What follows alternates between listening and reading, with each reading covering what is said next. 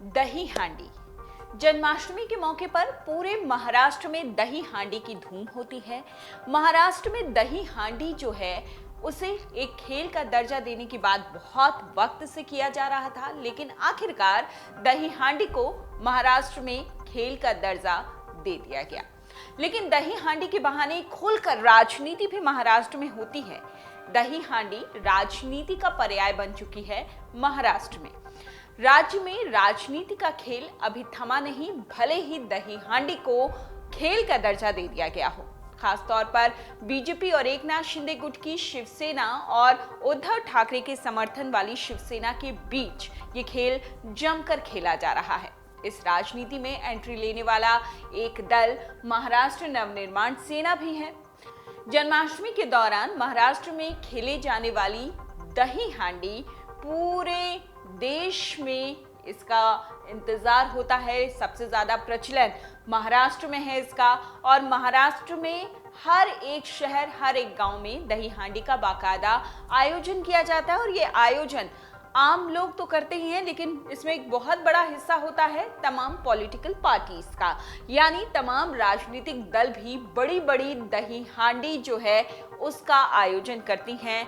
बड़े बड़े थर लगाए जाते हैं जिसमें चढ़कर जो गोपाला हैं वो हांडियां फोड़ते हैं, लेकिन इसी बहाने होती है बहुत बड़ी पॉलिटिक्स। हालांकि अगर मौजूदा समय में देखें तो इसे लेकर राजनीति फिलहाल मुंबई में सबसे तेज है। होती हर जगह है पूरे महाराष्ट्र में, लेकिन मुंबई फिलहाल इस पूरी राजनीति की धुरी बना हुआ है। कोरोना वायरस महामारी की वजह से तकरीबन 2 साल तक इस त्योहार के दौरान पाबंदियां लगी रहीं, लेकिन महाराष्ट्र सरकार ने इस बार दही हांडी मनाने पर छूट दे दी। इस बीच त्योहार के आयोजन किए जाने के ऐलान के बाद से ही शिवसेना के दोनों धड़, चाहे वो बीजेपी और मनसे ने ऐलान की झड़ियां भी लगा दी हों, और जो 2 धड़ों की हम बात कर रहे हैं वो है उद्धव ठाकरे और एकनाथ शिंदे का गुट। किसी पार्टी ने दही हांडी के विजेता गोविंदा के लिए इनामी राशि को 55 लाख रुपए तक पहुंचा दिया, तो किसी ने विजयी गोविंदा को स्पेन की ट्रिप का वादा किया है। ऐसा ही है, और महाराष्ट्र में इसका चलन बहुत आम है। ऐसे में ये जानना बेहद अहम है कि आखिर महाराष्ट्र में दही हांडी की ये राजनीति क्या है। दही हांडी को खेल घोषित कराने से महाराष्ट्र सरकार को फायदा कैसे मिलेगा, क्या इसकी संभावनाएं हैं? इसके अलावा उद्धव ठाकरे के शिवसेना गुट को उसके गढ़ में घेरने की अलग पार्टियों की राजनीति क्या है? बीजेपी और एकनाथ शिंदे का जो गुट है वो किस तरह उद्धव ठाकरे को उन्हीं के गढ़ में घेर सकती है सिर्फ दही हांडी की राजनीति के बहाने? आइए हम आपको तफसील से समझाते हैं। सबसे पहले तो ये जान लीजिए कि दही हांडी का पूरा खेल क्या है। भगवान श्री कृष्ण के जन्मोत्सव पर मनाई जाने वाली जन्माष्टमी पर ही दही हांडी का भी आयोजन होता है। दही हांडी में हिस्सा लेने के लिए रंग बिरंगे कपड़े पहनकर कुछ युवा आते हैं। इन्हें गोविंदा कहा जाता है। ये गोविंदा मानव पिरामिड बनाते हैं। हवा में लटकी दही से भरी मटकी को फोड़ने की उस पिरामिड पर चढ़कर कोशिश करते हैं। इस खेल में हिस्सा लेने वाला जो भी दल मटकी फोड़ता है उसे अलग अलग इनाम दिए जाते हैं। इसे खेल घोषित करवाने के पीछे फायदा कैसे होगा? आखिरकार कोई एक खेल कैसे किसी पॉलिटिकल पार्टी को फायदा पहुंचा सकता है, ये भी हम आपको बताते हैं। महाराष्ट्र में दही हांडी का जो खेल है वो उनकी संस्कृति का हिस्सा है। हालांकि कुछ और राज्यों में भी दही हांडी का आयोजन किया जाने लगा है, लेकिन महाराष्ट्र में ये रचा बसा है। आप ये कह लीजिए कि वहां का कल्चर जो है वो दही हांडी है। उन्होंने अपने कल्चर में इसे शामिल किया हुआ है। जैसे बाकी त्योहार मनाया जाता है वैसे महाराष्ट्र में दही हांडी को उनकी कल्चर में मान्यता मिली हुई है। अब महाराष्ट्र ने दही हांडी को राज्य में एक एडवेंचर स्पोर्ट्स का दर्जा दिया है। ऐसे में लोगों की दिलचस्पी इसमें और भी ज्यादा बढ़ गई है। दरअसल दही हांडी को खेल का दर्जा देने के बाद अब गोविंदाओं को खिलाड़ियों का दर्जा मिलेगा। जाहिर सी बात है, यानी ये खिलाड़ी आने वाले समय में किसी अन्य खिलाड़ी की तरह ही स्पोर्ट्स कोटा से सरकारी नौकरी पाने के योग्य हो जाएंगे। सोचिए कितना बड़ा खेल है इसे खेल का दर्जा देने के पीछे। इतना ही नहीं, सरकार दही हांडी में हिस्सा लेने वालों को इंश्योरेंस भी मुहैया कराएगी। आपको बता दें यहाँ पर कि दही हांडी में जितने गोविंदा हिस्सा लेते हैं वो बुरी तरह कभी कभी इंजर्ड हो जाते हैं। कुछ तो ऐसे भी गोविंदा है जो बेड रिटन हो जाते हैं, उन्हें बिस्तर पर ही रहना पड़ता है, बहुत सीरियस इंजरी उन्हें होती है। किसी खिलाड़ी की जान जाने पर उसके परिवार को 10 लाख रुपए दिए जाएंगे अब, जबकि गंभीर रूप से घायल हुए गोविंदाओं को 7 लाख रुपए और फ्रैक्चर का सामना करने वालों को 5 लाख रुपए मिलेंगे। यानी सिर्फ एक खेल का दर्जा दही हांडी को जो अब दे दिया गया है, उससे इतने सारे फायदे गोविंदाओं को होने वाले हैं जो इस खेल में हिस्सा लेंगे। अब हम आपको बताते हैं कि दही हांडी से राजनीति कैसे जुड़ी है। कोई खेल कैसे किसी राजनीति को प्रभावित कर सकता है, इसका बहुत बड़ा उदाहरण है दही हांडी का ये खेल, इसे खेल का दर्जा दिया जाना। महाराष्ट्र में दही हांडी का केंद्र बना है मुंबई, जो कि पारंपरिक तौर पर शिवसेना का गढ़ रहा है। हालांकि अब शिंदे शिवसेना और ठाकरे शिवसेना के बीच इस शहरी क्षेत्र को अपने कब्जे में लेने की भिड़ंत शुरू हो गई है।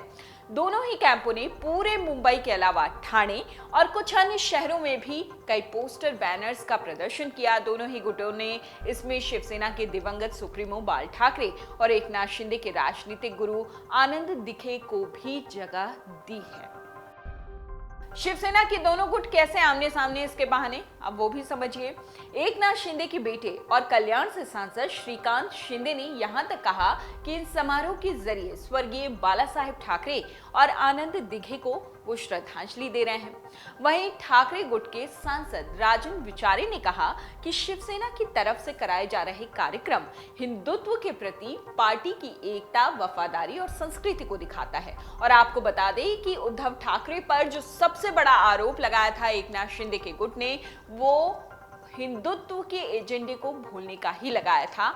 हिंदुत्व की मान्यताओं, उनकी जो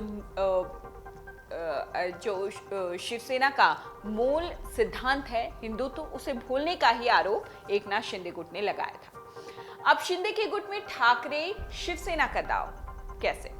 ऐसा नहीं है कि शिंदे गुट ही शिवसेना से उसके शहरी वोटरों को छीनने की कोशिश में जुटा है, बल्कि ठाकरे गुट भी ठाणे, जो कि एकनाथ शिंदे का गढ़ रहा है, वहां जबरदस्त तरीके से दही हांडी का आयोजन ठाकरे गुट ने किया है।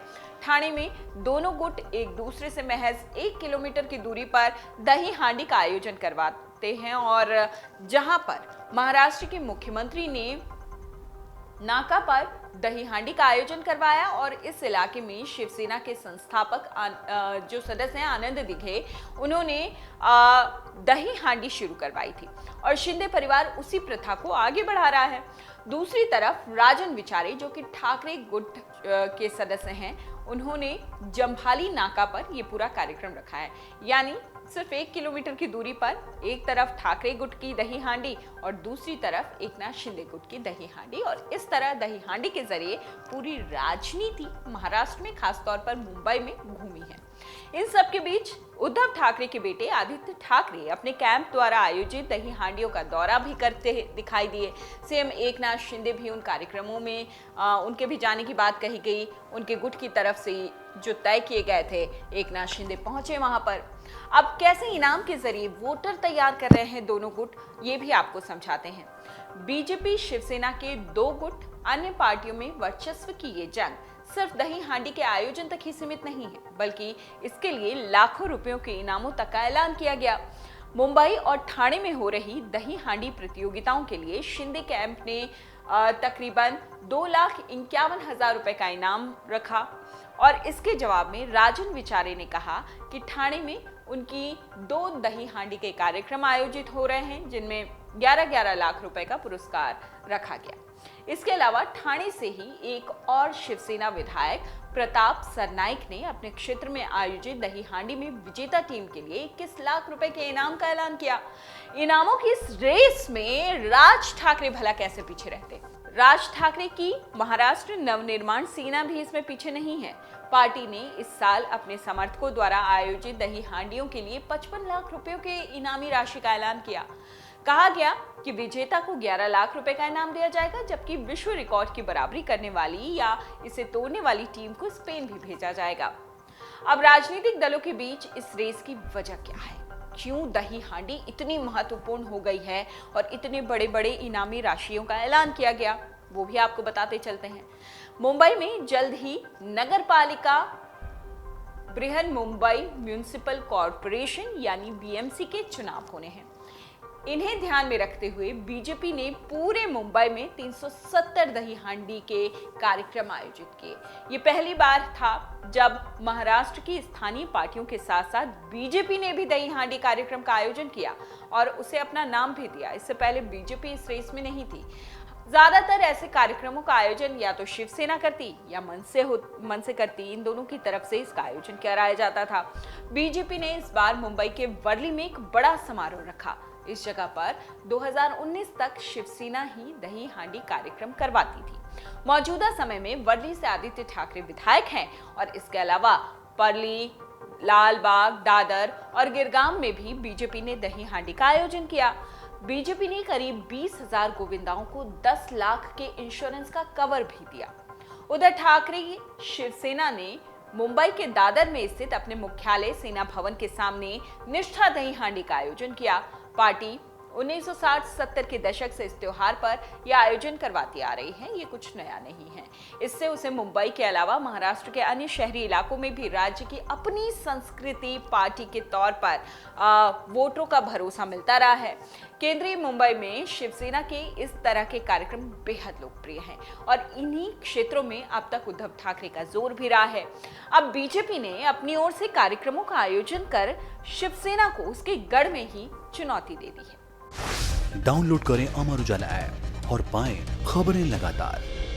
अगर आप ये वीडियो YouTube पर देख रहे हैं तो हमारे चैनल को सब्सक्राइब करें और बेल आइकन को दबाना ना भूलें। अगर आप Facebook पर ये वीडियो देख रहे हैं तो हमारे पेज को लाइक करें।